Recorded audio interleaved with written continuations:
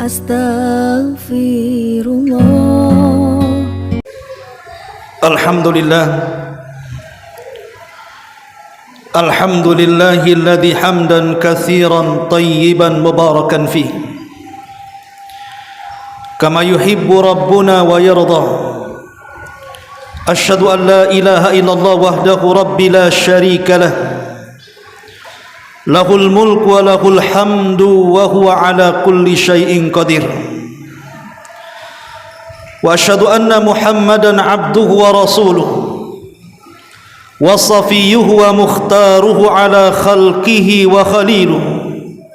Arsalahu Allahu rahmatan lil alamin. Amma ba'du fa inna asdaqal hadithi kitabullah wa khairal huda huda Muhammadin sallallahu alaihi wasallam wa syarrul umuri muhdatsatuha wa kullu muhdatsatin bid'ah wa kullu bid'atin dhalalah wa kullu dhalalatin finnar. Ma'asyiral muslimin, ittaqullaha haqqa tuqatih wa la tamutunna illa wa antum muslimun. Kama qala Allah azza wa jalla, ya ayyuhalladzina amanu taqullaha haqqa tuqatih wa la tamutunna illa wa antum muslimun. Ma'asyiral muslimin, sidang jamaah Jumat yang dimuliakan Allah Subhanahu wa taala. Nabi sallallahu alaihi wasallam bersabda dalam sebuah hadis yang dikeluarkan Al-Imam At-Tirmidzi dari sahabat Ali bin Abi Talib radhiyallahu anhu, qala Rasulullah sallallahu alaihi wasallam, bersabda Nabi sallallahu alaihi wasallam, inna fil jannati la ghurafan tura zahiruha an batiniha wa batinuha an zahiriha. Faqala A'rabi wa fi riwayatin faqala Abu Musa al-Ash'ari radhiyallahu anhu, liman hadha ya Rasulullah? Faqala an-nabiy sallallahu alaihi wasallam, liman ataba al-kalam wa at'ama at-ta'am wa adama as-siyam was-salatu bil-laili wan-nasu niyam.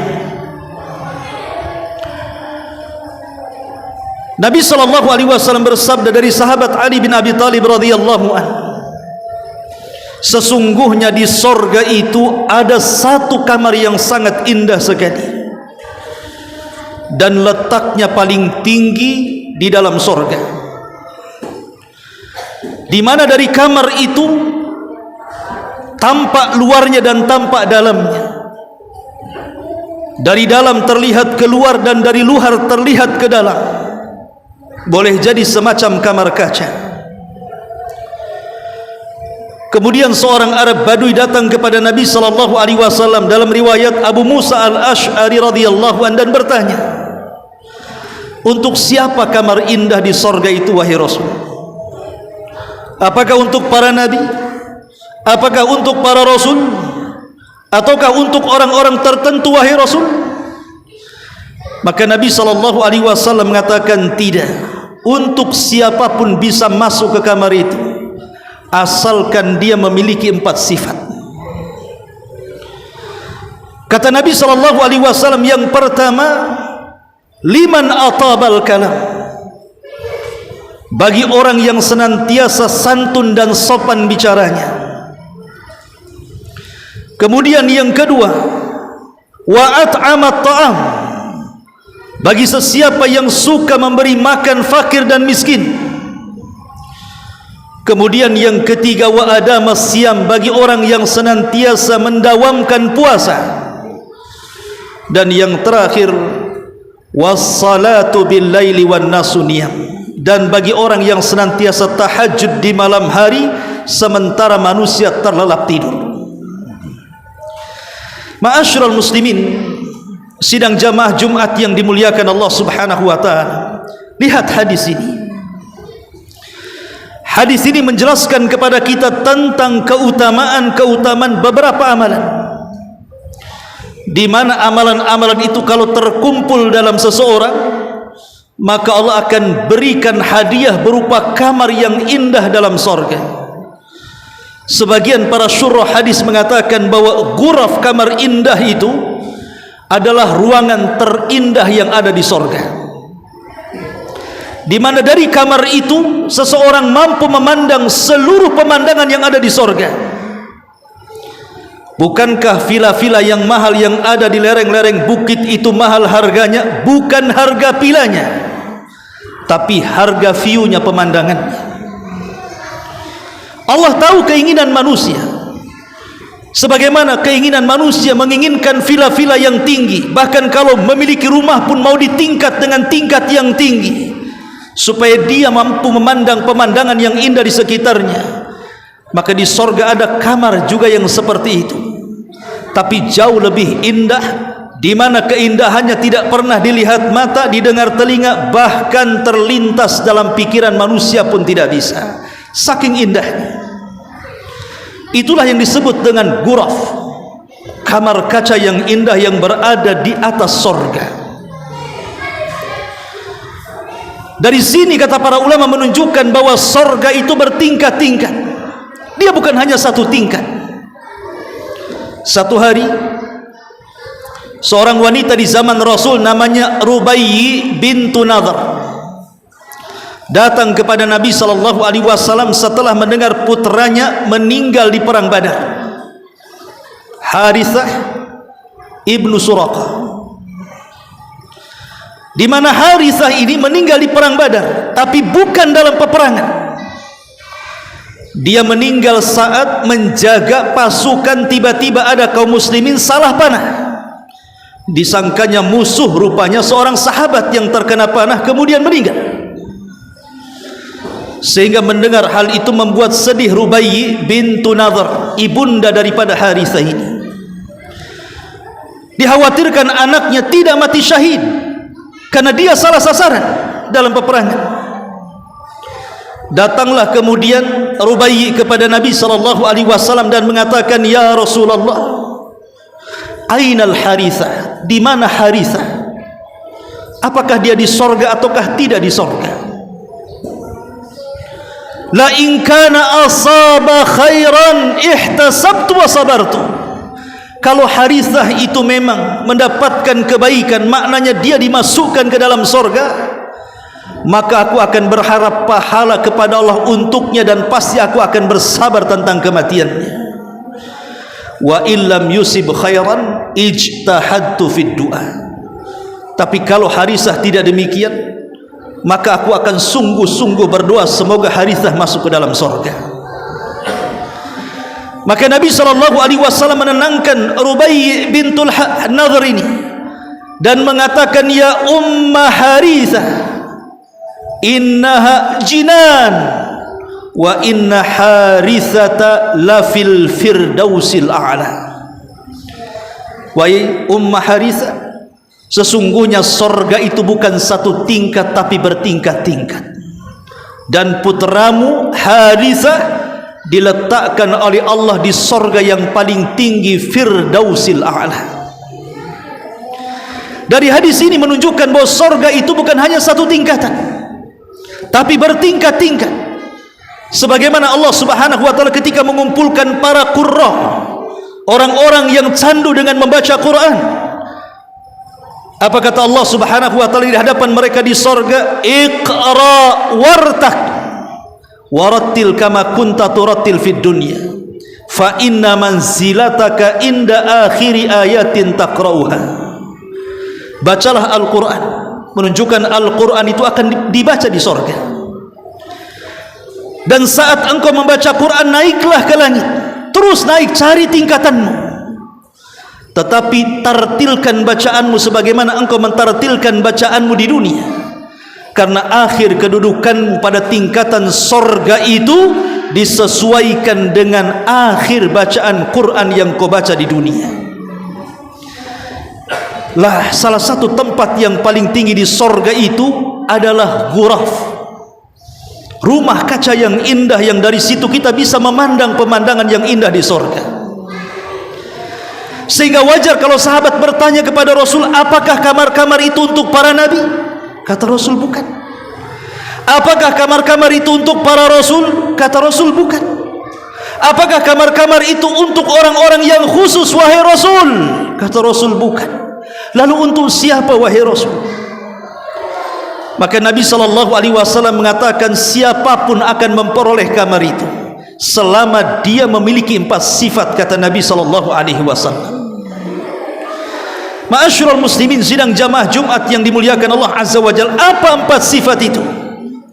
Yang pertama, kata Rasul, liman atabal kalam, bagi orang yang santun, bagi orang yang sopan saat dia bicara. Ketika dia bicara, dia memilih diksi kata yang tidak menyakitkan orang lain. Dan ingat, ma'asyiral muslimin, sidang jamaah Jumat yang dimuliakan Allah Azza wa Jalla, ucapan yang indah, ucapan yang santun dan sopan, bagi yang bicaranya saja akan melapangkan dadanya, bagi yang mendengarkannya akan sedap dalam telinganya. Tapi orang-orang yang mengucapkan kalimat kotor, terkadang dalam hati pengucapnya saja semakin sesak dadanya, terkadang menyesal dan mengatakan, kenapa saya harus mengatakan seperti itu? Dan bagi orang yang mendengarkannya tentu sakit kepala, bisa saja sakit hatinya. Makanya Nabi SAW mengaitkan keimanan dengan ucapan orang itu. Kata Nabi SAW, man kana yu'minu billahi wal yaumil akhir falyakul khairan aw liyasmut. Barang siapa yang beriman dengan Allah dan hari akhir, ucapkan kalimat yang santun, kalau tidak bisa, diamlah, kata Rasul. Karena setiap kata-kata itu akan dicatat oleh Allah. Ma yalfidhu min qaulin illa ladaihi raqibun atid. Tidak ada satupun kalimat yang terkeluar dari mulut manusia kecuali ada catatannya dalam catatan raqib dan atid, dan semua akan dipertanggungjawabkan di hadapan Allah Subhanahu wa taala. Celakanya, terkadang ada satu orang mengucapkan satu kalimat, bukan berkalimat-kalimat, satu kalimat saja, tapi rupanya di balik kalimat itu membuat Allah murka. Apa akhirnya? Allah masukkan ia ke dalam jahanam sejauh barat dan timur, kata Nabi. Sebagaimana sabda Nabi SAW, wa innal abda la yatakallamu bil kalimati la yulkilaha balan yahwi sahibuha fi nari jahannam ab'ad ma bainal masyriqi wal maghrib. Terkadang ada seorang hamba mengucapkan satu kalimat. Lihat, bahasa Rasul tidak berkalimat-kalimat, satu kalimat saja. Kalimat ini diucapkan tanpa sadar. Gimana pula kalau dia sadar mengucapkannya? Boleh jadi mungkin orang yang terbiasa terperanjat kemudian latah mengucapkan sesuatu. Kan banyak di masyarakat orang kaget kemudian mengucapkan sesuatu yang kotor. Dia mengucapkan terkadang tanpa sadar, tapi karena kebiasaannya mengucapkan kalimat kotor, itu pula yang keluar dari lisannya. Kata Rasul, terkadang ada seorang hamba mengucapkan satu kalimat tanpa sadar, rupanya kalimat itu membuat Allah murka. Entah kalimat-kalimat itu bentuknya laknat, entah kalimat-kalimat bentuknya binatang, dan begitu seterusnya. Kata Nabi SAW, yahwi sahibuha fi nari jahannam, cukup Allah memasukkan orang ini ke dalam jahannam, di mana jarak jahanam itu lebih jauh dibandingkan jarak barat dan timur kalau orang dimasukkan ke dalamnya, naudzubillah. Maka orang yang menjaga lisan adalah ciri-ciri orang-orang yang akan mendapatkan ghuraf kamar yang indah di sorga. Yang kedua, kata Nabi SAW,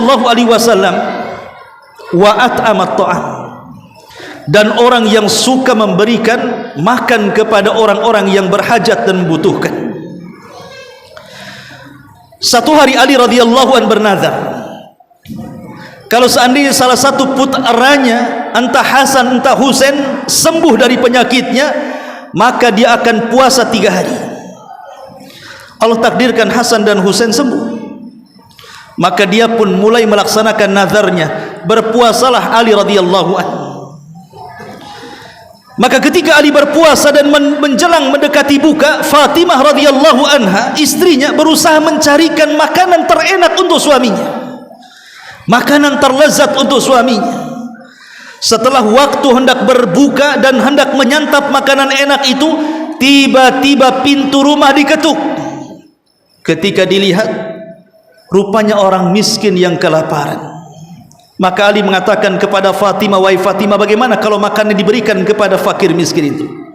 Kata Fatimah, "Terserah engkau." Dikasihkanlah makanan itu kepada fakir miskin, dan Ali hanya berbuka dengan tamar, kurma kering dan juga air putih saja. Keesokan harinya terulang lagi. Dia berpuasa hari kedua, kemudian ketika hendak berbuka dengan makanan yang lezat yang sudah disiapkan Fatimah, diketuk lagi pintunya. Ketika dibuka, rupanya anak yatim yang kelaparan. Maka Ali pun memberikan kepada anak yatim itu makanan, dia pun kembali makan tamar dan air putih saja. Hari ketiga sama, diketuk rumahnya, rupanya ada tawanan perang yang kelaparan. Maka Ali pun memberikan makanan itu kepada tawanan perang yang kelaparan, dan dia kembali memakan tamar dan air putih.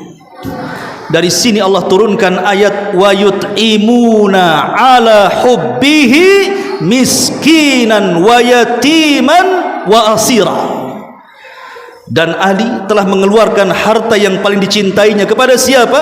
Miskinan, kepada orang miskin, wa yatiman, kepada anak yatim, wa asira, kepada tawanan perang. Begitulah para sahabat Nabi sallallahu alaihi wasallam. Mereka memiliki sifat ithar, mendahulukan orang lain dalam bersedekah, karena mereka tahu di balik itu ada ghuraf, ada kamar yang menunggu mereka di surga.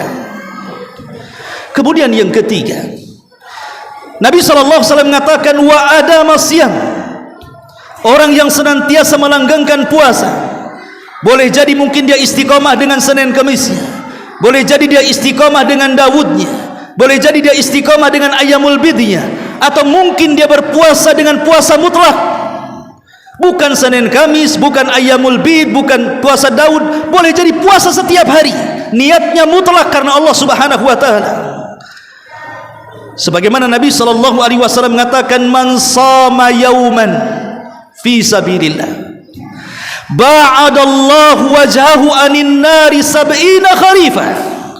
Barang siapa yang berpuasa satu hari saja, kata Rasul, tapi niatnya di jalan Allah Subhanahu wa taala, maka Allah akan jauhkan wajahnya dari api neraka sejarak 70 tahun perjalanan.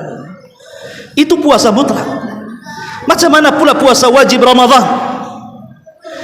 Ma'asyiral muslimin yang dimuliakan Allah Subhanahu wa taala. Kemudian yang terakhir, kata Nabi sallallahu alaihi wasallam, was-salatul laili wan nasu niyam. Dan orang yang senantiasa menghidupkan malam-malamnya dengan tahajud. Qiyamul lail itu terdiri daripada 5 amalan. Kalau kita mengamalkan 1 dari 5 ini, berarti kita sudah menghidupkan malam. Pertama, berzikir. Yang kedua, membaca Quran. Yang ketiga, berdoa. Yang keempat, berwudu. Dan yang kelima, tahajud. Kalau 1 saja kita amalkan, maka kita telah qiyamul lail.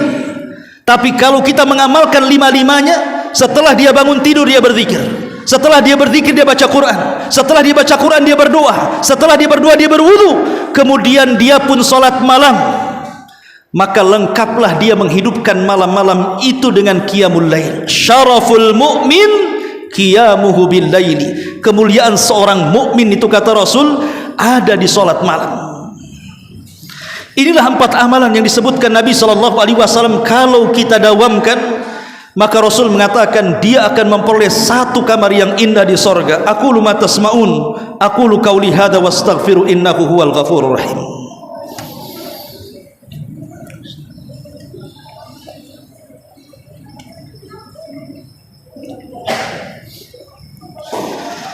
Bihamdillahi wassalatu wassalamu ala rasulillah wa ala alihi wa sahbihi wa mawalah wa la hawla wa la quwata illa billahi wa ba'd.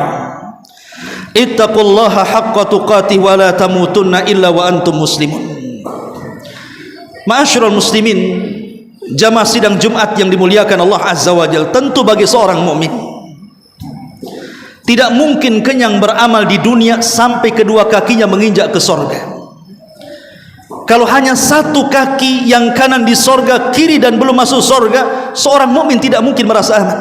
Sebagaimana ucapan Abu Bakar Siddiq radhiyallahu an, dia mengatakan, kalau kaki kananku menginjak sorga, kaki kiriku belum, maka aku belum merasa aman, kata beliau. Seorang mukmin tujuannya haruslah sorga, karena sorga itu Allah katakan darun naim. Kenapa Allah katakan naim? Naim itu diambil daripada siyagul mubalaghah, dari kalimat fa'il ala wazni fa'il. Tentu ada rahasia di balik kenapa Allah ketika menyebutkan kalimat naim menggunakan wazan fa'il yang merupakan siyagul mubalaghah, bentuk yang berlebih-lebihan. Karena arti naim ini kenikmatan yang tidak akan terputus. Kenikmatan di dunia ini terputus. Kenikmatan di dunia ini ada batasnya. Sampai saya pernah mendengar ada orang kaya raya mengatakan, saya sudah mencicipi kekayaan semuanya, sekarang saya tidak ingin apapun dari kekayaan, saya ingin kembali seperti dulu, bisa makan enak, bisa bermain, bisa beribadah, bisa baca Quran. Rupanya kekayaan membosankan hidupnya. Itulah dunia. Apapun yang dikejar oleh manusia soal dunia ini pasti ada batasnya. Ada orang berpikir kalau menikahi wanita cantik dia akan bahagia hidupnya. Setelah menikah, di luar impiannya, tidak ada kebahagiaan di dalamnya. Ada orang yang membeli kendaraan, kalau saya punya kendaraan yang bagus, yang megah, akan senang hidupnya, sehingga dia merawat kendaraannya melebihi merawat dirinya. Setahun 2 tahun sudah bosan pula dia merawatnya. Ma'asyiral muslimin, semua dunia yang dikejar itu tidak akan sesuai dengan impiannya, karena kenikmatan dunia itu ada batasnya. Tapi kenikmatan sorga itu, kata Nabi SAW, a'dadtu li ibadi ma la ainun ra'at wa la udhunun sami'at wa la khatara ala qalbi bashar.